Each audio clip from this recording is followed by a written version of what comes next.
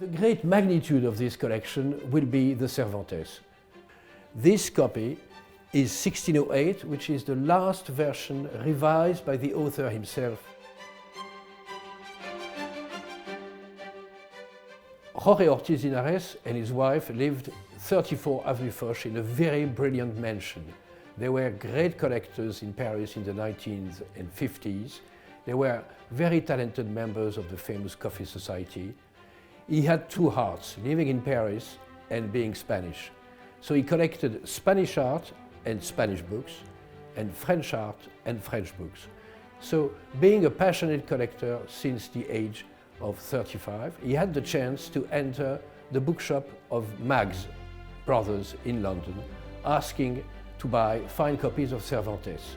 At that time, Mag's had already sold the collection of Don Manuel de Portugal, so he had to wait a little bit, and in December 1936, he managed to secure from Mag's the first edition of Don Quixote, the second part, and the third edition of Don Quixote, 1608. He also secured the novellas, the first edition of 1613. So we know that in the Spanish Historical Society in New York, we have a copy of the same combination of text, 1608 and 1615.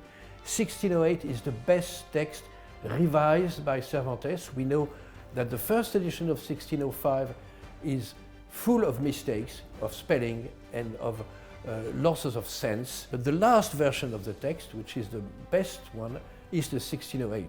This copy, the Jorge Ortiz Linares copy, is in 18th century English binding with a uniform provenance of a very important collector of the 1750s, and has not been sold and seen on the market since 1936. Then he added to these Spanish groups a group of other books, evidently, and more specifically the great Goya here of the Tauromaquia. It's a fine copy and an historical copy.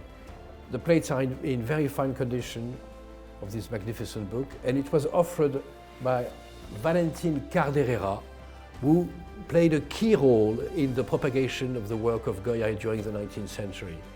And so the book is inscribed to Théophile Gautier. We know the date, which is November 13, it was a Sunday, 1859. Théophile Gautier, who played a key role in the reputation of Goya's engraving and paintings in France in the 19th century, publishing texts on Los Caprichos and on La Tauromaquia. And the book was in its sales, in its posthumous sale at auction in 1873. Then you have some other groups of French writers, very famous, Rabelais, which is there, the Roman de la Rose, and Molière, and also Racine and Corneille. It is something very rare to see books which haven't been seen on the market since the time of their purchase.